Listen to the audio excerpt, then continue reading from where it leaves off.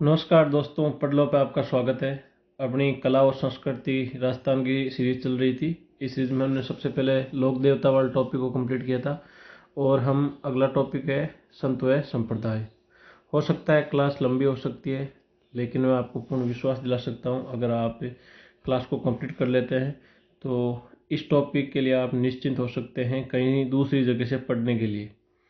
आप 101% में दावे के साथ कह सकता हूँ इसमें से क्वेश्चन बाहर नहीं जाएगा। तो आप बढ़िया से एक बार क्लास कंप्लीट कर लीजिए, चाहे आप कोई से भी कंपटीशन की तैयारी कर रहे हो, चतुर्थ श्रेणी कर्मचारी से लेकर आरएस तक के लिए। चलो सबसे पहले हम संत और संप्रदाय टॉपिक जो है, संत और संप्रदाय, इसमें से हम सबसे पहले संत वाला टॉपिक स्टार्ट करते हैं। सबसे पहले जो संत है वो है दादू दयाल जी। इनका जो जन्म है वो अहमदाबाद गुजरात में हुआ था, ये ध्यान रखना।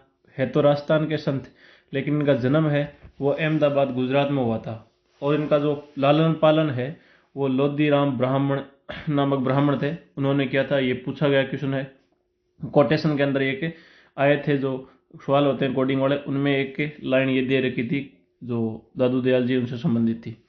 इनके गुरु है वो ब्रह्मानंद जी थे और इन्होंने निर्गुण भक्ति के संदेश दिए थे। अर्थात ये सगुण भक्ति का नहीं, निर्गुण भक्ति के। आपको पता है दो होते हैं, सगुण और निर्गुण, जिसमें से आपको अलग अलग मैं बता दूंगा लास्ट में सगुण भक्तों के कौन थे और निर्गुण भक्ति के कौन थे। ये क्वेश्चन पूछा हुआ है वीडियो ग्राम सेवक के अंतर्गत। निम्न में से कौन से संत सगुण भक्ति से संबंधित है और कौन निर्गुण भक्ति से संबंधित है। इनमें आपको 4 सगुण के दे रखेंगे, एक निर्गुण का दे रखा होगा, या 4 निर्गुण के दे रखे होंगे, एक सगुण भक्ति का दे रखा होगा। तो ये आगे हम चर्चा करते रहेंगे। तो ये ध्यान रखना, दादू दयाल जी वो निर्गुण भक्ति के संदेश दिया करते थे। इन्हें राजस्थान का कबीर भी कहा जाता है, क्यों ये कबीर जी की तरह ही कबीर जी थे, वो भी निर्गुण भक्ति के थे और इन्होंने कबीर जी के समान ही अपने जो शिक्षा है वो प्रसारित की थी। अपने संप्रदाय स्थापित किया इन्होंने, उसमें भी निर्गुण भक्ति पे बल दिया और कबीर जी के समान दोहों के माध्यम से ही उन्होंने शिक्षा का प्रसार किया था और जागरूकता फैलाई थी। उस हिसाब से उनको राजस्थान का कबीर कहा जाता है। प्रारंभ में सांबर में रहते थे, सांबर आपको पता है जयपुर में है, रहते थे, परंतु बाद में वहाँ आमेर चले गए। आमेर आपको पता है जयपुर कच्छावा वंश की राजधानी जो थी, वहाँ से आमेर चले गए थे। और 1585 एडी में वे आमेर के राजा भगवंत दास के साथ फतेहपुर सीकरी में अकबर से मुलाकात की थी। ये क्वेश्चन कई बार एग्जामों में पूछा गया है, इंपॉर्टेंट है, ध्यान रखना। इन्होंने अकबर से मुलाकात की थी और इनकी मुलाकात कराने वाले राजा थे, आपको पता है आमेर के कच्छावा शासक थे, राजा भगवंत दास जी थे आमेर के। इन्होंने इनकी मुलाकात है वो कहाँ पे करवाई थी, ये क्वेश्चन पूछा हुआ है, फतेहपुर सीकरी में करवाई थी। तो ये क्वेश्चन पूछा गया है फतेहपुर सीकरी में अकबर से। ये जो मुलाकात करने वाले संत थे उनमें सबसे है वो है दादू दयाल जी, ये आप ध्यान रखना। दादू दयाल जी है जो अपनी शिक्षा का प्रसार कर रहे थे, उसमें उन्होंने एक आंदोलन चलाया था जो अपनी शिक्षा का प्रसार करने के लिए, उसका तो नाम था वो निफंक आंदोलन। ये भी कई बार एग्जामों में पढ़ा। निखंप आंदोलन किन से संत से संबंधित है, तो वो है आपको दादू दयाल जी से। उनकी सत्संग होती थी, जो सत्संग स्थापित करते थे जहाँ पे ये एक खुद बैठे रहते और अपनी शिक्षाओं को प्रसार करते थे, चारों में इनके शिष्य बैठे रहते जो सुनते थे। इस जो ये सत्संग होती थी, इस सत्संग को क्या कहा जाता था, अलख दरीबा कहा जाता था। क्या कहते थे, अलख दरीबा कहते थे। क्वेश्चन पूछा गया है। उन्होंने ढूंढाड़ी भाषा में उपदेश दिए थे। आपको पता हो जयपुर के आसपास का जो क्षेत्र है ढूंढाड़ जो बोलते हैं, जो भाषा बोली जाती है उसे ढूंढाड़ी कहा जाता है। और इनकी जो शैली थी जो देने की, उपदेश देने की, वो ढूंढाड़ी भाषा में ही इन्होंने जो सामान्य भाषा उसको अपनाया था, लोकल भाषा को अपनाया था। इनके मुख्य केंद्र है नरेना जयपुर, आपको पता है रेलवे ट्रैक पे पड़ता है, रेलवे ट्रैक है ये नरेना से होकर गुजरता है, जो ये आपको जयपुर आगे जोधपुर की साइड में चलता है, वहाँ पे नरेना है। नरेना इनका मुख्य था। ये जयपुर ग्रामीण जो जिला है प्रेजेंट टाइम में, अब वर्तमान समय में बात कर रहा हूँ तो ये जयपुर में ही वापस शामिल कर लिया गया है। तो जयपुर जिले के अंदर है ये। मेला इनका जो वहाँ पे नरेना जयपुर में, वो फाल्गुन शुक्ल पंचमी से एकादशी, फाल्गुन शुक्ल पंचमी से लेकर एकादशी के मध्य इनका मेला बढ़ता है। और इनका जो मंदिर है वो दादू द्वार कहलाता है। दादू जी का जो मंदिर है वहाँ पे नरेना जयपुर के अंदर है, उनको दादू द्वार कहा जाता है। मंदिर में वाणी है, जो बुक है इनकी जिसको वाणी कहते हैं, इनकी जो उन्होंने एक बुक लिखी थी अपने उपदेशों जो दिए थे उनके संबंधित थी, जिसमें उनका संकलन किया गया है, उस बुक को है उसको वाणी कहते हैं। और उस बुक की ही वहाँ पे पूजा की जाती है। दादू जी के अनुसार स्वयं को दफनाया या जलाया नहीं जाना चाहिए, बल्कि खुले मैदान में पशु पक्षियों को खाने के लिए छोड़ देना चाहिए। इनका ये मानना था। दादू जो इन्होंने संप्रदाय चलाया था, ये जो दादू जी के जो उपदेश थे, उन्होंने ये कहा कि भाई जो स्व है उसको जो है इसको जलाना नहीं चाहिए। ये लास्ट में जो अपना स्व बचता है, कंकाल बचता है, उसको कहीं खुले में छोड़ देना चाहिए, जिससे छोटे जानवर और अपना इससे मतलब भरण पोषण कर सके, या फिर उस समय अंत समय में भी वो काम आ सके। इनका ऐसा ये दादू दयाल जी का मानना था। ये भी राजस्थान पुलिस के अंदर पूछा गया है कि कौन से संप्रदाय के लोग हैं जो अपना स्व को खुले में जलाते नहीं है बल्कि खुले में छोड़ देते हैं। और आपको पता है महान वही बनता है जो कहता है उस पर खरा उतरता है। और दादू दयाल जी का यही था। उन्होंने शिष्यों ने भी उनके निर्वाण होने के बाद में, या फिर उनको जब गति प्राप्त हो गई थी उसके बाद में उनके स्व को बाहर ही रखा था। ये कहाँ रखा था? बेराना पहाड़ी है जो दूदू जिला अभी प्रेजेंट टाइम में जो जयपुर में आ गया वापस, पहले दूदू जिला मान सकते हैं, रखा गया था। इस स्थान को दादू खोल या दादू पाल का कहा जाता है। जहाँ पे इनका स्व रखा गया था उसे दादू खोल या दादू पाल का कहा जाता है। और ये कहाँ पे? बेराना पहाड़ी, जयपुर में। अभी दूदू नहीं, जयपुर हो गया वापस, जयपुर जिले में है स्थित है। तो बेराना, आपको पता बेराना की पहाड़ी है जयपुर में, वहाँ पे इनके स्व को रखा गया था। और उस स्थान को दादू खोल या दादू पाल का कहा जाता है। दादू पंथ है, इनकी शाखाएं हैं। ये क्वेश्चन RS के अंदर भी पूछा गया है, ये क्वेश्चन 3rd ग्रेड के अंदर भी पूछा गया है, तो ये आप ध्यान रखना। यह है दादू के जो जो पंथ है, इनकी शाखाएं चलाई थी इन्होंने। इसमें कुल 5 शाखाएं चलाई थी। ये क्वेश्चन शायद मेरे हिसाब से वीडियो में भी पूछा गया है। तो ये है इनके जो पंथ है वो खालसा पंथ, विरक्त, उत्तरादे, खाकी और नागा। ये 5 शाखाएं थे इनके जो जो दादू पंथ चलाया था इन्होंने, उसके ये 5 शाखाएं थी। कौन कौन सी याद रखना? खालसा, विरक्त, उत्तरादे, खाकी और नागा। इसके बारे में आगे हम पढ़ते रहेंगे। जो क्या है, दादू जी के जो है शिष्य थे वो 52 शिष्य थे, वो मुख्य थे, जिन्हें 52 स्तंभ कहा जाता है। दादू जी के शिष्य तो 52 मुख्य शिष्य थे, उनको 52 स्तंभ भी कहा जाता है। अब बाबू जो ये है दादू दयाल जी, इनके जो स्तंभ थे 52, उनमें से कुछ शिष्य मुख्य महत्वपूर्ण थे और इनसे रिलेटेड क्वेश्चन भी पूछा जाता है।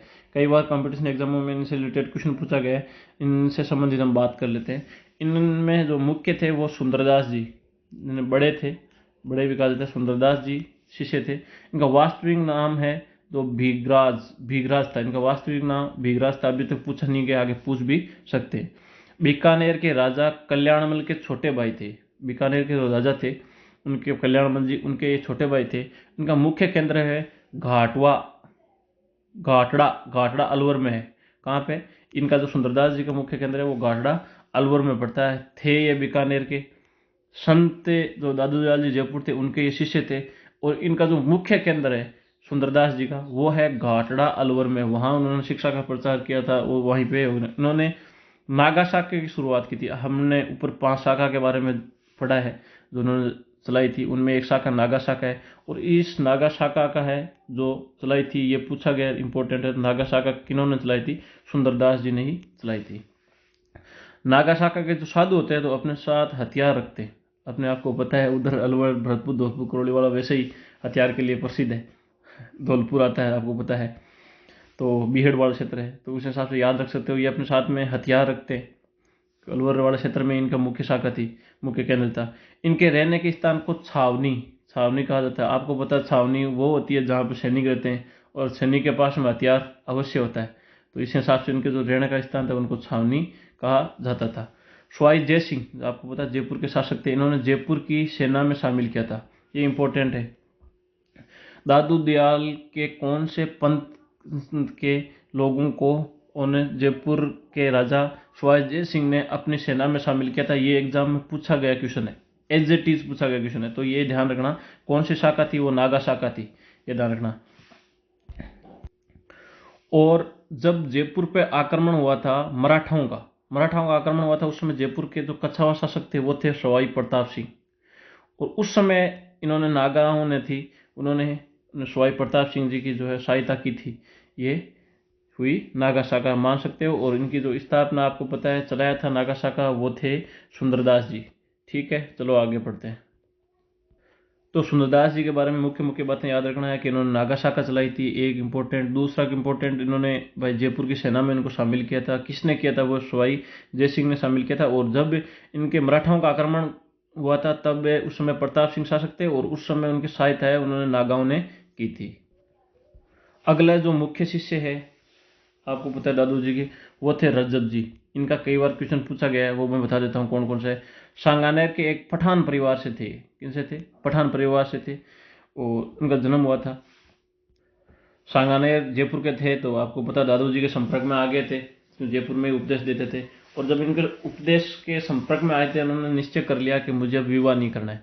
तो दादू दयाल जी जो उपदेश सुनकर उन्होंने विवाह नहीं किया था तथा आजीवन दूल्हे के वेश में रहते। ये राजस्थान पुलिस के अंदर पूछा हुआ क्वेश्चन है। तो इन्होंने आजीवन दूल्हे के वेश में रहने वाले थे, वो आपको पता है, लिख देना। मुख्य केंद्र इनका आपको सांगानेर है। सांगानेर से पठान परिवार से आते थे तो सांगानेर में इनका मुख्य केंद्र है। इनका जो ग्रंथ है, ये क्वेश्चन भी पूछा गया है। एक तो क्वेश्चन पूछा गया है कि आजीवन दूल्हे के वेश में रहने वाले थे रजब जी, और दूसरा है इनकी जो वाणी है, जो ग्रंथ है उन्होंने लिखे थे, वो एक रजब वाणी लिखी, एक सर्वांगी। ये क्वेश्चन कई बार पूछा हुआ है। सर्वांगी, सर्वांगी किनका है? तो रजब जी का। ये यहाँ पे याद रखना, रजब जी संबंधी इतनी बातें याद रखना है अपने को। तो सुंदर जी, उनके रजत जी के बाद में जो नेक्स्ट शिष्य है उनके हैं सुंदरदास जी छोटे। जो पहले आए थे वो थे बड़े और ये है छोटे। अब इनमें से देख लेना क्वेश्चन किस हिसाब से आता है। आप सुंदरदास जी ही दिया हुआ आएगा, आपको पता होगा। वो सुंदरदास जी बड़े थे, ये सुंदरदास जी छोटे थे। उनका मुख्य केंद्र आपको पता है। वैसे रहने वाले बीकानेर के थे, राजा के छोटे भाई थे। और ये जो उनका मुख्य केंद्र था वो अलवर में था। ये जो सुंदरदास जी छोटे हैं, इनका जो जन्म हुआ दौसा में हुआ था। खंडेला परिवार के अंदर होता, खंडेला ब्राह्मण होते हैं, आपको पता होगा।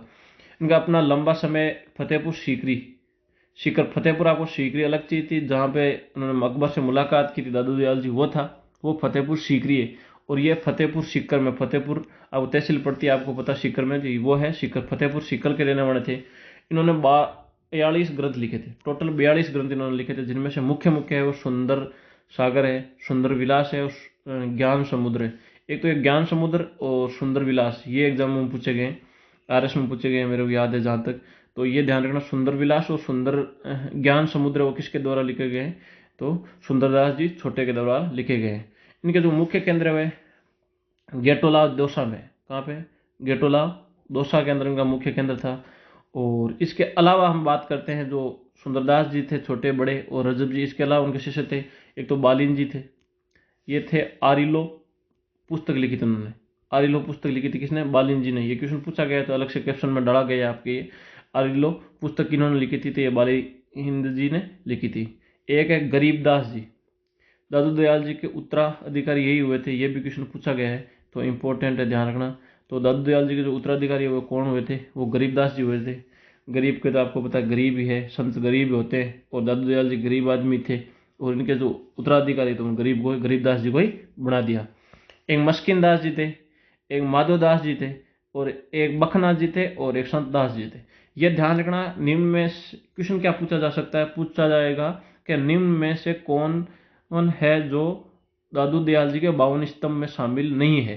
तो इनमें से आपको मुख्य मुख्य मैंने बता दिए, 52 की याद रखने की आपको जरूरत नहीं है। मुख्य मुख्य है जो सुंदरदास जी छोटे बड़े, रजब जी, एक आपको ये ध्यान रखना गरीबदास जी, एक बखना जी, ये क्वेश्चन कई बार पूछा हुआ है, एक मस्किन दास जी। ये इंपॉर्टेंट है, कुछ 4-5 तो लगभग 9 नाम यहाँ पे दे रखें, आप इनको याद कर लेना तो आपके क्वेश्चन बाहर नहीं जाएगा, लगभग इनमें से ही आते हैं।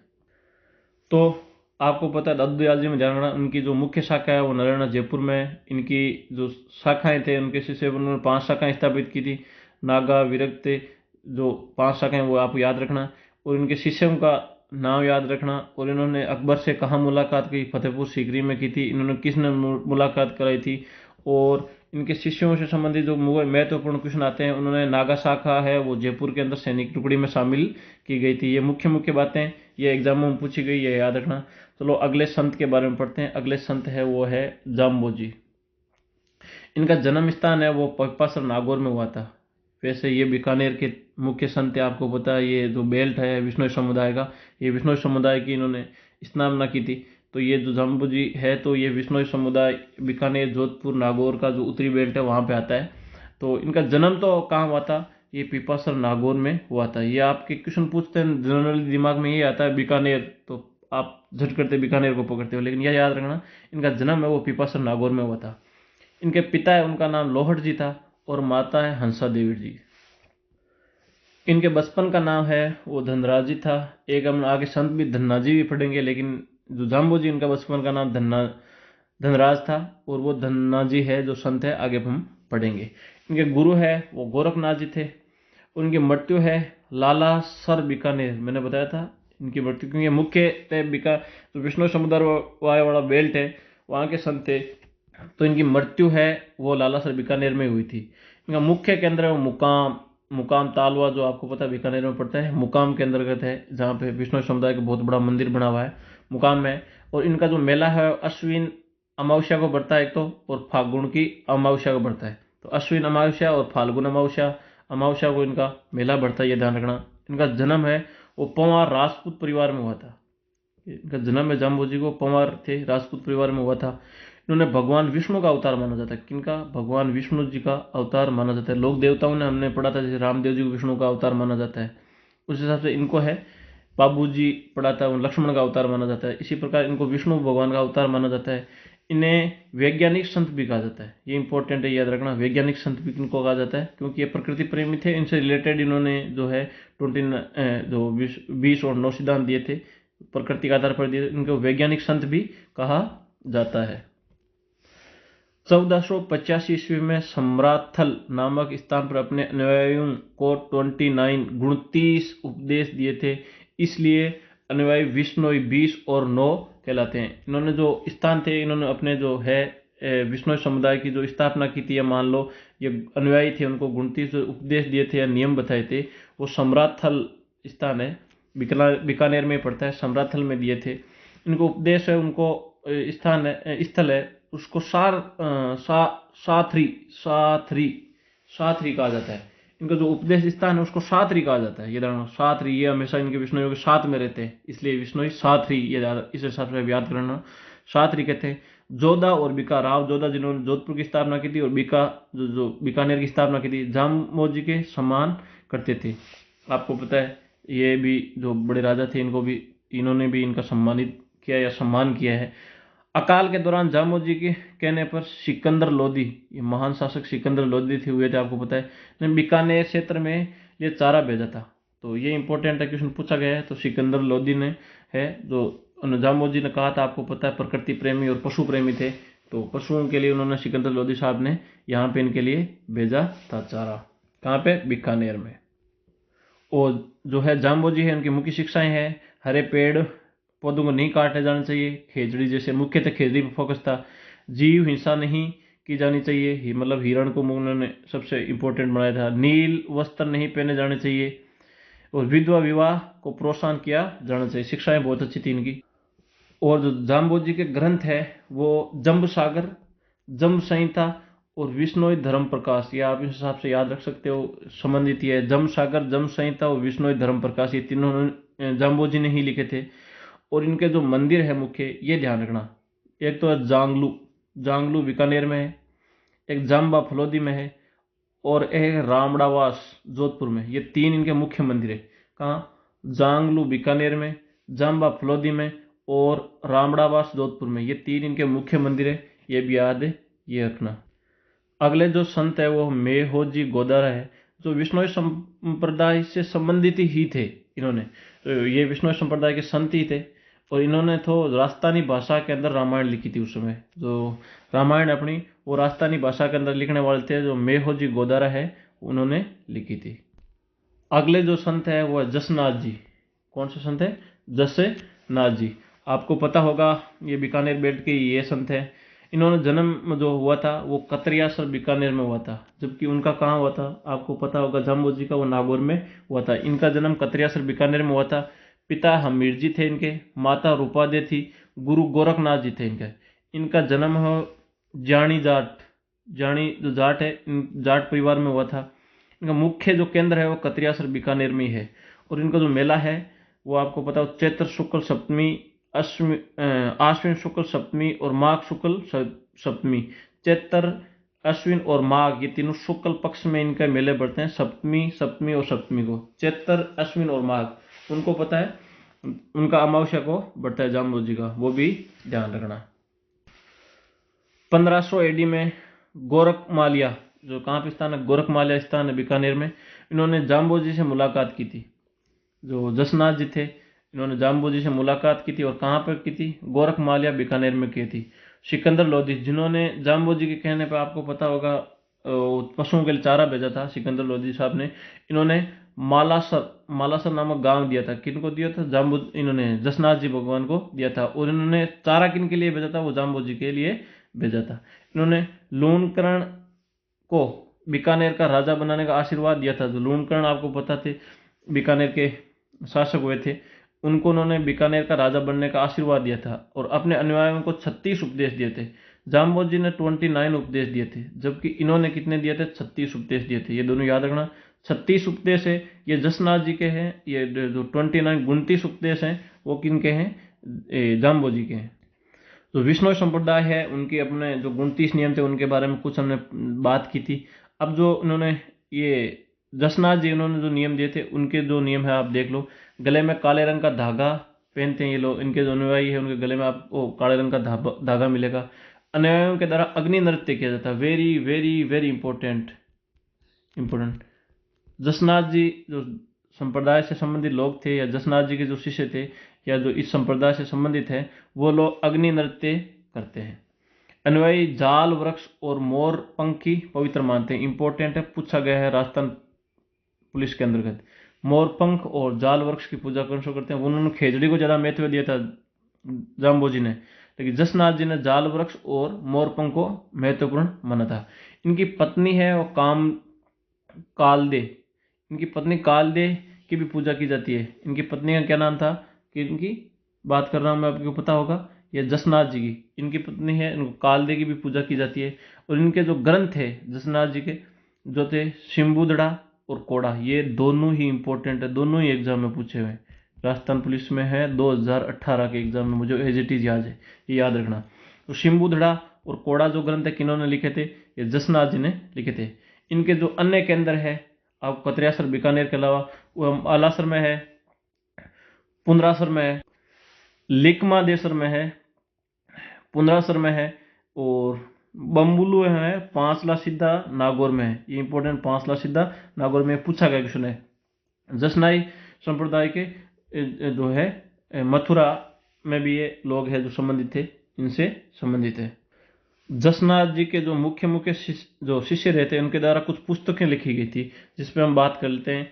जो थे जसनाथ संप्रदाय, एक तो लालनाथ जी थे, जो विष्णु लालनाथ जी, जो जसनाथ जी संप्रदाय से संबंधित थे। इन्होंने जो पुस्तक लिखी थी उसका नाम शिव समझोत्री। एक रामनाथ जी थे। एक यशोनाथ पुराण, इन्होंने क्या लिखी थी, यशोनाथ पुराण। एक थे रुस्तम जी, लालनाथ जी, रामनाथ जी और रुस्तम जी।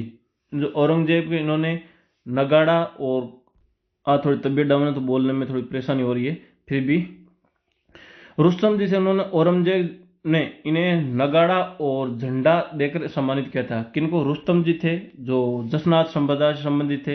इनको औरंगजेब है, आपको पता, दिल्ली के शासक हुए थे, इन्होंने नगाड़ा दिया था औरंगजेब जी ने, और एक झंडा दिया था। किनको, रुस्तम जी को, जो किससे संबंधित थे, जसनाथ संप्रदाय से संबंधित थे। इनको समाधि स्थल बाड़ी कहलाता है। क्या कहलाता है, बाड़ी कहलाता है। तो जसनाथ संप्रदाय में आपको है मुख्य मुख्य बातें याद रखनी है, जो इनके देख लेना। इनका जो जसनाथ जी है, इनके संस्थापक थे, और ये जाट समुदाय से संबंधित थे, और इनका मुख्य जन्म हुआ था उनका कतरियासर बीकानेर में हुआ था। इनके जो मुख्य केंद्र है, इनके जो शिष्य हैं, उनके द्वारा जो पुस्तक लिखी गई है, जैसे रुस्तम जी थे, उनको औरंगजेब जी ने एक नगाड़ा और एक ध्वजा प्रदान की थी। इसके अलावा इनके जो पुस्तकें लिखी गई है, शिम्बुधड़ा और कोड़ा, ये भी दो इंपॉर्टेंट पुस्तकें, ये भी आप ध्यान रख सकते हो। चलो अगले संत पढ़ते हैं हम। अगले संत है चरणदास जी। कौन से हैं, चरणदास जी। इनका जन्म हुआ था वो डेरा अलवर में हुआ था। कहाँ पे हुआ था, डेरा अलवर में हुआ था। इनका पिता है वो मुरलीधर जी थे। इनकी माता है कुजोईबाई थी, और इनका बचपन का नाम है वो रणजीत जी था। गुरु है सुखदेव थे इनके। मुख्य केंद्र उनका दिल्ली था, ये इंपॉर्टेंट है। कौन से संप्रदाय का मुख्य केंद्र दिल्ली था? ये आपको मैं इंपॉर्टेंट साथ में बताते जा रहा हूँ। तो दिल्ली था उनका मुख्य केंद्र, किनका था? चरणदास जी का मुख्य केंद्र था। ये ध्यान रखना, पूछा गया क्वेश्चन है। मेला है, बसंत पंचमी को इनका मेला बढ़ता है। चरणदास जी थे, इन्होंने अपने अनुयायी थे, उनके जो शिष्य थे उनको 42 उपदेश दिए थे। तो ये याद रखना, जाम्बो जी ने कितने दिए थे? 20 और 9 29 दिए थे। जसनाथ जी ने कितने दिए थे? 36 दिए थे। और चरणदास जी ने कितने दिए थे? 42 दिए थे। ये तीनों ध्यान रखना, 29, 36 और 42। इनके जो अनुयायी है वो पीले रंग का वस्त्र पहनते हैं। तो इनकी क्या विशेषता है? ये गले में काले रंग का धागा रखते हैं। और इनकी क्या विशेषता है? ये जो पशु प्रेमी होते हैं, इसके हिसाब से यहाँ पे ध्यान रख सकते हो। नीले रंग के वस्त्र नहीं पहनते हैं जम्बो विष्णु संप्रदाय के जो लोग होते हैं। इनका है जो पीले रंग के वस्त्र, कौन से संप्रदाय के लोग पीले रंग के वस्त्र नहीं पहनते हैं? राजस्थान पुलिस के अंदर पूछा गया है। इन्होंने मेवाती भाषा में उपदेश दिए थे। कौन सी भाषा में दिए थे? मेवाती, क्योंकि अलवर इसी क्षेत्र से थे, तो इन्होंने मेवाती भाषा बोली जाती है उस क्षेत्र में, तो मेवाती भाषा में इन्होंने उपदेश दिए थे। इन्होंने निर्गुण तथा सगुण दोनों, ये ध्यान रखना, ये इंपॉर्टेंट है, दोनों ही प्रकार की भक्ति के संदेश दिए थे। भगवान कृष्ण की पूजा इन्होंने सखी भाव से की थी। भगवान कृष्ण की पूजा इन्होंने किससे की थी? सखी भाव से की थी। और नादिर शाह के आक्रमण का भविष्यवाणी इन्होंने की थी। पता नहीं कितने एग्जामों में पूछा गया क्वेश्चन है। नादिर शाह के आक्रमण की भविष्यवाणी कौन से संत ने की थी? चरणदास जी ने की थी। बार बार मैं इसको 5 स्टार दे दूं तो भी कम है, ये कम है। ये पता नहीं कितने एग्जामों में पूछा गया। तो ये ध्यान रखना, नादिर शाह के आक्रमण की किन्होंने की थी वो भविष्यवाणी? वो चरणदास जी ने की थी। और उनका मुख्य केंद्र आपको पता दिल्ली था। इनमें एक सबसे इंपॉर्टेंट ये भी ध्यान रखना, आपके निर्गुण और सगुण दोनों भक्ति के थे। और इन्होंने कृष्ण जी है उनकी जो है सखी भाव में पूजा की थी। और पीले रंग के वस्त्र नहीं पहने जाते हैं। इनके जो संत है अनुयायी है वो पीले रंग के नहीं मतलब पहने जाते हैं, पहनते हैं ये लोग जिनके अनुयायी है। जयपुर महाराजा सवाई प्रताप सिंह जी थे। आपको पता है जब नागा आप पढ़ रहे थे, हम विष्णु वो दादू जी वाला हम पढ़ रहे थे, उनके शिष्य सुंदरदास जी थे जो बड़े, उन्होंने नागा शाखा की स्थापना की थी। उस समय जो मराठा आक्रमण किए थे उस समय राजा भी कौन थे? प्रताप सिंह जी थे। और यही प्रताप सिंह जी की मैं बात कर रहा हूँ थे। चरणदास जयपुर महाराजा सवाई प्रताप सिंह इनके कोलीवाड़ा नामक गांव भेंट किया था। कौन सा? कोलीवाड़ा नामक गांव है वो भेंट किया था। किनको किया था? चरणदास जी को किया था। तो जो सवाई प्रताप सिंह जी से 2 क्वेश्चन बने, तो मैं आपको वापस पीछे बड़ा रिमाइंड भी करवा रहा हूँ। इनके जो ग्रंथ है चरणदास जी के, उनके ग्रंथ है धर्म जहाज, भक्ति पदार्थ और ना सकते लीला, ये मुख्य इनके ग्रंथ है। ये याद रखना, ज़्यादा अभी एग्जाम में पूछे नहीं गए, इस हिसाब से पढ़ने में भी थोड़ी दिक्कत हो रही है। तो पूछे गए वो तो मुंह पे है सारे, लेकिन ये आप याद रखना, पता नहीं पूछ सकते हैं। जैसे जैसे कंपटीशन बढ़ रहा है उसे धर्म जहाज था एक, तो एक भक्ति पदार्थ थे, एक ना सकते लीला था। तो चरणदास जी से जो मुख्य मुख्य क्वेश्चन पूछे गए, मैं एक बार आपसे वापस पीछे के जो रिमाइंड करवा देता हूँ। ये दिल्ली के मुख्य महत्वपूर्ण, उनका मुख्य केंद्र है वो दिल्ली में है, या मुख्य संत वहाँ के थे। दूसरा क्वेश्चन, इन्होंने ये सगुण व निर्गुण दोनों भक्ति के संत है। तीसरा क्वेश्चन, इन्होंने नादिर शाह के आक्रमण की भविष्यवाणी की थी। ये तो मैंने 5 स्टार दे रखे हैं इस पे तो। और इनके जो है उन्होंने 42 उपदेश दिए थे। और इनके जो शिष्य हैं वे पीले रंग के वस्त्र नहीं पहनते हैं। एक ये क्वेश्चन भी पूछा गया है, इनके जो शिष्याएं थी इनका दोनों का नाम पूछा गया है, दयाबाई और सहजोबाई। ये क्वेश्चन पूछा गया है। इनका जो मैं ग्रंथ है उनकी बात नहीं कर रहा हूँ, इनका नाम दयाबाई और सहजोबाई किनकी शिष्याएं थे? चरणदास जी की थी। ये क्वेश्चन पूछा गया है। तो दयाबाई जी थे, उनके जो ग्रंथ थे वो दयाबोध था, वो विनय मालिका था। ये अभी तक पूछा नहीं गया मेरे हिसाब से, वो देख लेना। और जो सहजोबाई थे उनको सहज प्रकाश या प्रकाश जो था ग्रंथ था। चलो अगला संत पढ़ते हैं हम। अगले संत है वो हरिदास जी। हरिदास जी है, उनका जन्म हुआ था कापड़ो डीडवाना क्षेत्र, जहाँ से मैं क्लास ले रहा हूँ, आपको ये नज़दीक है मेरे। तो कापड़ो डीडवाना में हुआ था। इनका वास्तविक नाम है हरि सिंह सांकला थे। ये एग्जामों में पूछा गया क्वेश्चन है, तो हरि सिंह सांकला थे, इंपॉर्टेंट है। ये पहले डाकू थे परंतु बाद में संत बन गए थे। ये भी क्वेश्चन एग्जाम में पूछा गया है। हरिदास जी तो और निरंजन संप्रदाय चलाया था, ये ध्यान रखना, वेरी वेरी वेरी इंपॉर्टेंट है। मैं निरंजन संप्रदाय की स्थापना किन्होंने की थी, या हरिदास संप्रदाय की स्थापना किन्होंने की थी? तो वो है हरिदास जी। कहाँ से थे? कापड़ो डीडवाना से थे। मुख्य शाखा इनकी कापड़ो डीडवाना ही है। वास्तविक नाम है वो हरि सिंह सांकला थे, राजपूत थे। ये पहले डाकू थे और बाद में क्या बन गए थे? जो इन्होंने थे निर्गुण और सगुण दोनों भक्ति में उपदेश दिए थे। इससे पहले हमने चरणदास जी पढ़े थे, उन्होंने भी निर्गुण और सगुण में दिए थे। दादू दयाल जी ने सिर्फ निर्गुण में दिए थे। ये आपको याद रखना पड़ेगा। मैं लास्ट में आपको इसकी सारणी बता दूंगा, निर्गुण के कौन थे, सगुण के कौन थे, निर्गुण और सगुण के कौन थे, ये भी ध्यान रखना। मैं सारे लास्ट में एक सारणी में बता दूंगा, लेकिन साथ में याद करते चलो। ये जो हरिदास जी थे, इन्होंने भी सगुण और निर्गुण दोनों में अपने उपदेश दिए थे। इनका मुख्य केंद्र है वो गाडा डीडवाना में। ये गाडा डीडवाना जो मुख्य शहर किसके बीच में पड़ता है, ये इनका मुख्य केंद्र। इनका जो जन्म स्थान वो कापलोड डीडवाना में हुआ था। इनके जो मुख्य ग्रंथ है हरि पुरुष जी की वाणी और मंत्र राज प्रकाश या प्रकाश, ये दो अभी तक एग्जाम में पूछे नहीं गए।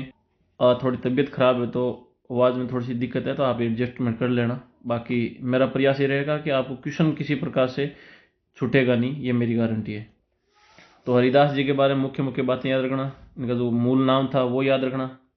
इनका जो मुख्य केंद्र है वो गाडा डिडवाना में है। इनका जन्म कापड़ोद में हुआ था। पहले डाकू थे और बाद में ये संते बन गए थे। इनका सबसे इंपॉर्टेंट क्वेश्चन है वो है जो संप्रदाय चलाया था इन्होंने, निरंजन या हरिदास जी संप्रदाय चलाया था, वो थोड़ा ध्यान रखना, सबसे इंपॉर्टेंट क्वेश्चन है। ये मिलाने वाला संप्रदाय वाला क्वेश्चन आता है, उसमें ये मिल जाएगा निरंजन या हरिदास जी संप्रदाय, एक तो पक्का है 100%। तो ये ध्यान रखना, हरिदास जी ने चलाया था। अगले जो संत है संत माऊ जी, इस पर हम चर्चा कर लेते हैं। इनका जन्म है वो साबला डूंगरपुर में हुआ था। ये दक्षिणी राजस्थान के संत है, तो क्यों ये जो माल जो कौन सा क्षेत्र बोलते हैं, दक्षिणी जो राजस्थान का क्षेत्र है उसको आपको पता है उधर ही पड़ता है। जैसे वो क्षेत्र तो मालवा तो वो कोटा उधर झालावाड़ में पड़ता है। उस हिसाब से याद संत माऊ जी थे, दक्षिण राजस्थान से संबंधित थे। क्वेश्चन आप उस हिसाब से माइंड मैप में बना सकते हो। उनका जन्म है साबला डूंगरपुर में हुआ था, दक्षिण राजस्थान में पड़ता है। उस हिसाब से मैंने जोड़ने की कोशिश की, आपको समझ लेना। ये सावला डूंगरपुर से संबंधित है। भगवान कृष्ण के निलंग निष्कलंक अवतार मानते हैं। इंपॉर्टेंट ये धारणा, भगवान कृष्ण है इनका निष्कलंक अवतार, इनको मानते हैं। आपको पता विष्णु का अवतार किन्हें मानते हैं, मैंने पहले बताया था, वो आप मेरे कमेंट बॉक्स में बता देना। निष्कलंक की संप्रदाय का इन्होंने चलाया था, क्योंकि भगवान कृष्ण के निष्कलंक अवतार इनको मानते हैं, तो इन्होंने निष्कलंक जो संप्रदाय वो चलाया था, निष्कलंकी संप्रदाय चलाया था। और वागड़ी भाषा में उपदेश दिए थे। आपको पता दक्षिणी राजस्थान के अंदर जो भाषा बोली जाती है वो वागड़ क्षेत्र है, वहाँ पे वागड़ी बोली जाती है। तो वागड़ी भाषा में उन्होंने क्षेत्र जो लोकल उसमें उपदेश दिए थे। तो मेरे को बताओ मेवाती भाषा में उपदेश कौन से संत ने दिए थे, और एक मेरे को बता दो डुंडाड़ी भाषा में कौन से संत ने उपदेश दिए थे। ये क्वेश्चन आपको पीछे के हैं, जो कमेंट बॉक्स में आपको लिख के मेरे बताना है। इनके अनुयायी थे, उनको भगवान विष्णु का या कल की 10वां अवतार मानते हैं। इनके जो अनुयायी थे, जिनके संत थे या इनके शिष्य थे, वो उनको क्या भगवान विष्णु है उनका ये कल्कि दो, जो भगवान विष्णु का 10वां अवतार था, जिसे कल्कि कहते हैं हम, उनका अवतार मानते हैं इनको। और इनके जो ग्रंथ है वो चोपड़ा, मैं बता दूँ वेरी वेरी वेरी इंपॉर्टेंट है। ये क्वेश्चन पूछा गया है, ये पूछा गया पटवारी में, तो मैं याद रखना। जो चोपड़ा है प्रेम सागर, प्रेम मेघ सागर, राम शाम सागर, रतन सागर और अनंत सागर, इनका जो ग्रंथ है उनको चोपड़ा कहा जाता है। चोपड़ा ग्रंथ नहीं, ये ध्यान रखना। इनके ग्रंथों या उपदेशों को चोपड़ा कहा जाता है, ये ध्यान रखना। और इनके जो ग्रंथ है वो ये है प्रेम सागर, मेघ सागर, शाम सागर, रतन सागर और अनंत सागर। क्वेश्चन ये पूछा गया है निम्न में से संत माऊ जी के ग्रंथों या उपदेशों क्या कहा जाता है, तो उनको कहा जाता है चोपड़ा, ये ध्यान रखना।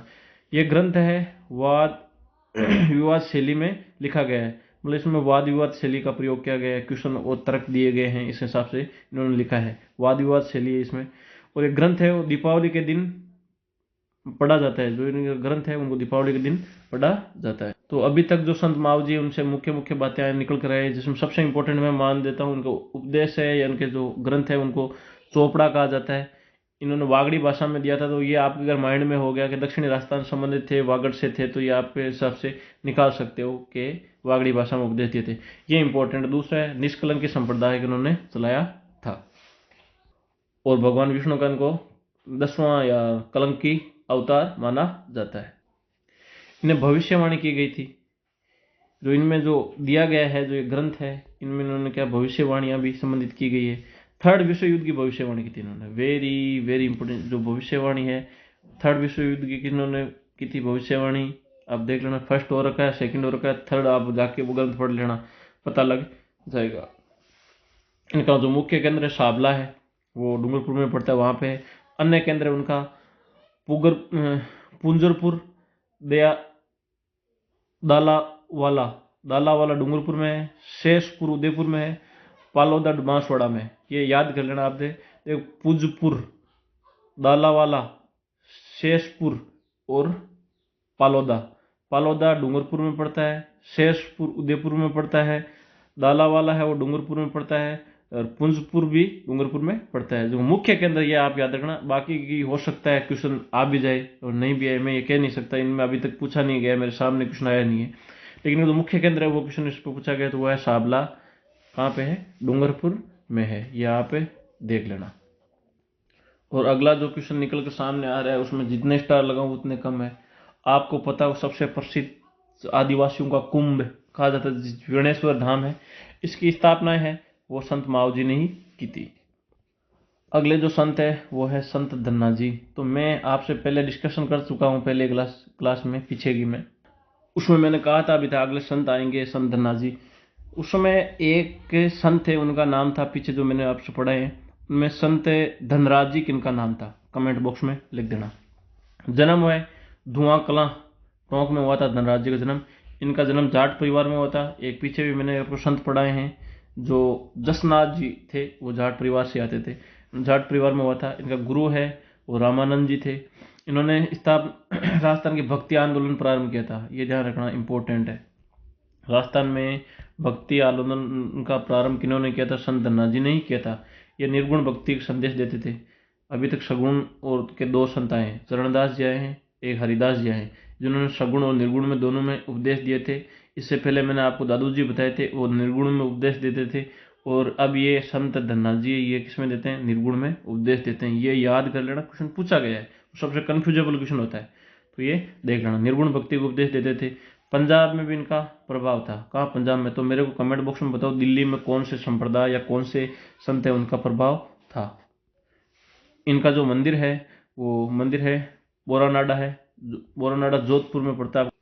बोरानाडा जोधपुर में इनका है, वो रेलवे स्टेशन में पड़ता है बोरानाडा, आपको पता, जब आप जोधपुर जाओगे तो पता लग जाएगा। बोरानाडा जोधपुर में पड़ता है, वहाँ पे इनका मंदिर है बना हुआ है। अगले जो संत है संत पीपा जी, मैं कहता हूँ वेरी वेरी वेरी इंपॉर्टेंट, कई क्वेश्चन पूछे गए, मैं आपके साथ में डिस्कस करूंगा। संत पीपा जी है, इनका वास्तविक नाम है प्रताप सिंह खींची था, ये भी क्वेश्चन पूछा गया है। गागरोन के राजा थे, गुरु रामान जी थे इनके। इनका जो द्वारिका, अपनी द्वारिका यात्रा, इन्होंने द्वारका की यात्रा की थी, आपको द्वारका गुजरात में पड़ता है। दौरान रामानंद जी या जो गागरोन आए थे, जब द्वारका की यात्रा कर रहे थे रामानंद जी, तब उन्होंने क्या गागरोन में रुके थे या गागरोन की यात्रा उन्होंने की थी। इस समय प्रताप सिंह जी ने अपनी रानी सीता के साथ संन्यास धारण कर लिया था। इनकी पत्नी थी, इनका नाम था सीता, और इनके साथ में थे संत पीपा जी थे, वो रामानंद जी थे, उनके प्रभाव में आए और उनके उपदेशों से प्रभावित हुए और उन्होंने संत धारण कर लिया था। तो अपने छोटे भाई अचलदास खींची को है वो ये वहाँ पे ये अपना शासन संभला दिया था, राजा बना दिया था। निर्गुण भक्ति के संदेश दिए थे, ये निर्गुण भक्ति के थे, ये ध्यान रखना। और दर्जी समुदाय ने अपना मुख्य देवता मानते हैं। राजस्थान पुलिस में पूछा गया क्वेश्चन है और भी एग्जाम में पूछा गया, तो ये ध्यान, दर्जी समुदाय के कौन है मुख्य देवता, कौन है? तो वो देवता है संत पीपा जी।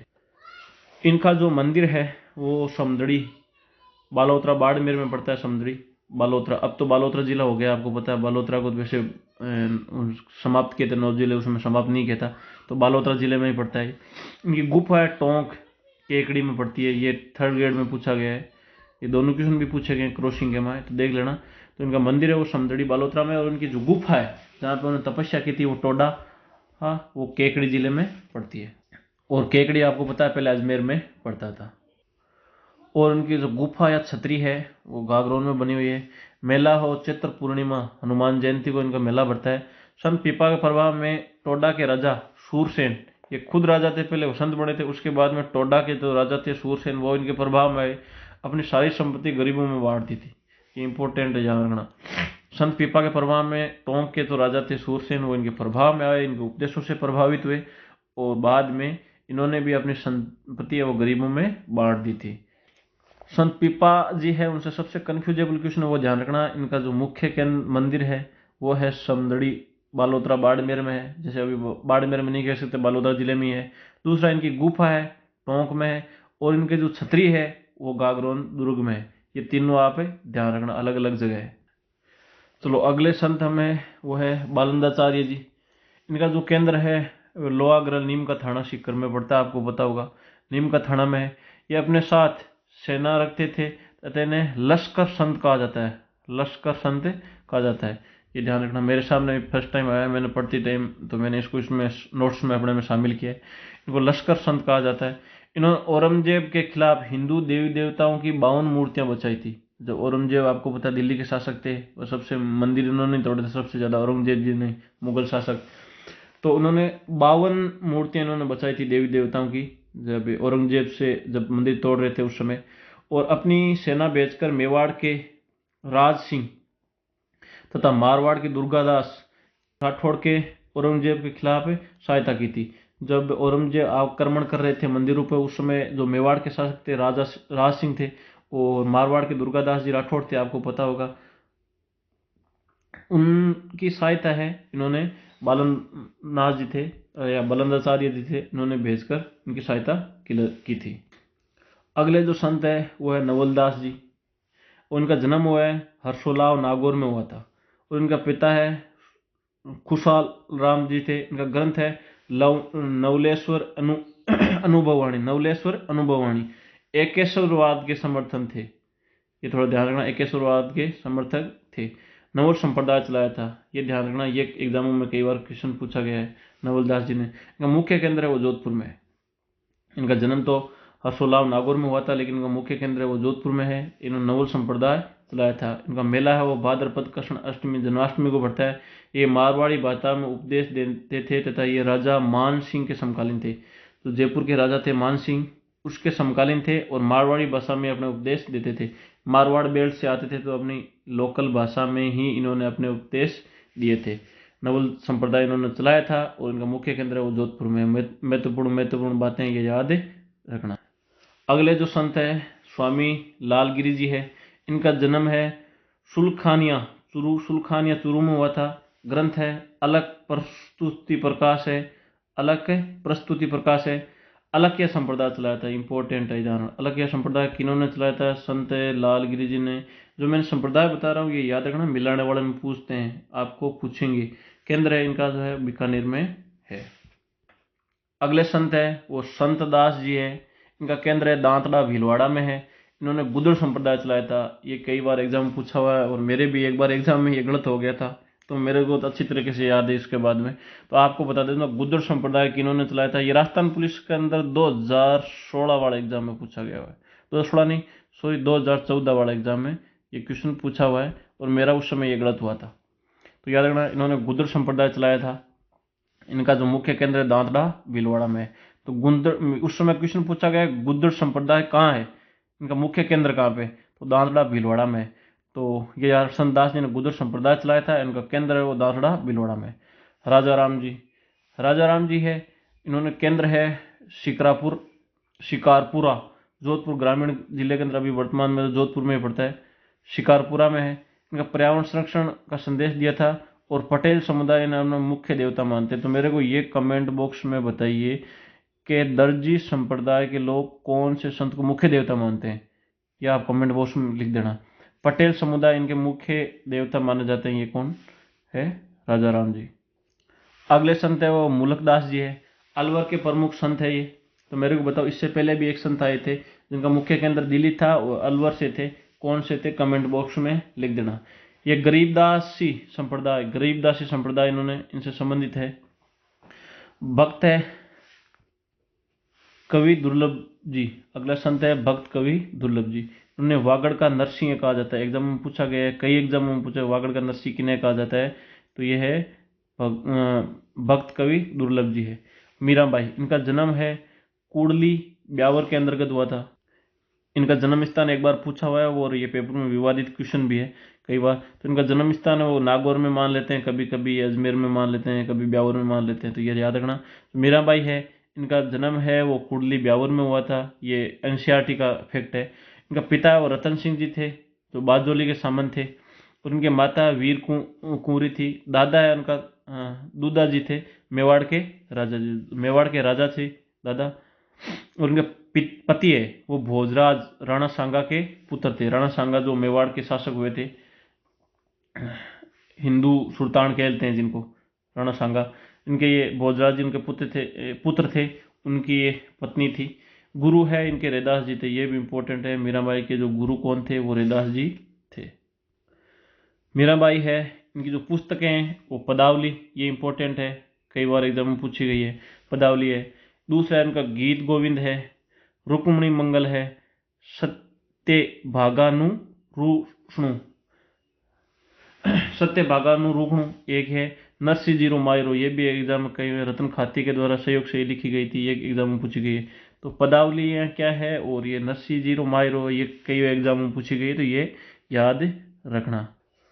ये मीराबाई है, इनका लालन पालन है। उनके जो दादा है दूधा जी, उनको पास मेवाड़ में ही हुआ था। और भगवान कृष्ण की पति मानकर अपना संपूर्ण जीवन है या सगुण पूजा है इन्होंने की थी। तो ये इंपॉर्टेंट याद रखना। ये आपको बता निर्गुण और सगुण वाला, तो ये आपके सामने एकमात्र अभी सगुण के तो अभी तक के आपके सामने एकमात्र ये है मीराबाई जी। वैसे और भी सगुण के हैं, वो भी मैं आपके साथ लास्ट में सारणी में बताऊंगा आपको, लेकिन सगुण के अभी तक आए हैं सिर्फ, या सगुण और निर्गुण के हैं। मैंने आपको बताया सगुण और निर्गुण के दो है। चरणदास जी अभी तक आए, चरणदास जी है और हरिदास जी है नंबर 2। सिर्फ निर्गुण के बताए मैंने, कई बार बताए थे, जिसमें से आपको दादू जी भी बताया था। और सगुण के बताए जो वो है संत कनो मीराबाई, इन्हें राजस्थान की राधा भी कहा जाता है। द्वारिका के रणछोड़ मंदिर में मीराबाई भगवान कृष्ण की मूर्ति में विलीन हो गई थी। और गांधी जी के अनुसार मीराबाई सत्याग्रही महिला थी। गांधी जी इनको सत्याग्रही महिला मानते हैं, जो धर्म प्रसार में किया था। मीराबाई है, ये पालकी के संत। अगले जो है संत उसमें है नाम आता है वो है राणाबाई का। ये पालड़ी के संत थे, चतुरदास जी उनकी शिष्य थी। उनका जन्म है हरनावा डीडवाना में हुआ था। उनके पिता है रामगोपाल थे, माता है गंगाबाई थे, और इनके गुरु है और चतुरदास जी इनके गुरु थे। भगवान कृष्ण में पूजा करते हुए थे। राजस्थान की दूसरी मीरा कहा जाता है। ये इंपॉर्टेंट क्वेश्चन है, मीरा कौन सी है दूसरी, वो आप राणा बाई। तो राजस्थान की दूसरी मीरा है, राणाबाई को कहा जाता है। इन्होंने विवाह नहीं किया था तथा समाधि ली थी। और मेला है भद्रपद शुक्ल त्रयोदशा को इनका मेला बढ़ता है। अहमदाबाद युद्ध हुआ था आपको पता, दौरान जोधपुर राजा अभय सिंह की रक्षा की थी इन्होंने। राणाबाई थी, उन्होंने जो अहमदाबाद के साथ में जो जोधपुर के राजा है अभय सिंह का युद्ध हुआ था, उस समय इन्होंने उनकी रक्षा की थी। अगले जो संत है वो गौरीबाई। ये वागड़ की मीरा भी खिलाती है आपको, दूसरी मीरा में मैंने राणाबाई बताई थी। तो मीराबाई जी खुद है, दूसरी मीरा है वो रानाबाई है, और वागड़ की मीरा है वो गौरीबाई है। डूंगरपुर है जो महारावल शिव सिंह जी थे, डूंगरपुर के महारावल थे। आपको पता है जो मेवाड़ दक्षिण डूंगरपुर बांसवाड़ा के शासक थे वो रावल लगाते थे, मेवाड़ वाले राणा लगाते थे। उस हिसाब से महारावल शिव सिंह जी थे, इन्होंने बाल मुकुंद मंदिर बनवा कर दिया था इनको, जिन्हें गौरीबाई का मंदिर भी कहते हैं। जो डूंगरपुर के राजा थे शिव सिंह जी, इन्होंने गौरीबाई जी को है जो बाल मुकुंद मंदिर बनवा के दिया था। और इस मंदिर को क्या कहा जाता है, गौरीबाई का मंदिर भी कहा जाता है, ये ध्यान रखना आप। अगले जो संत है भूरीबाई अलख है। ये मेवाड़ की प्रसिद्ध महिला संत थी, ये याद रखना, मेवाड़ की प्रसिद्ध महिला संत थी। ये पूछा जा सकता है भूरीबाई अलख है वो कहाँ की जो संत थी। एक है, चलो आगे हम अब संप्रदाय पढ़ेंगे अलग अलग हिसाब से। तो जो संत है उस टॉपिक को यहीं समाप्त करते हैं। अगला है टॉपिक अपना होगा संप्रदाय का होगा, तो उस हिसाब से हम क्रमिक रूप से पढ़ेंगे, क्योंकि क्लास लंबी हो जाएगी। इसके आधार पर हम जो महत्वपूर्ण जो संत है उनके बारे में पढ़ा, और सांप्रदायिक है उसके बारे में आगे के वीडियो में पढ़ेंगे। तो इसी प्रकार से कंटिन्यू कला और संस्कृति पढ़ने के लिए हमारे चैनल को सब्सक्राइब कर लीजिए। धन्यवाद।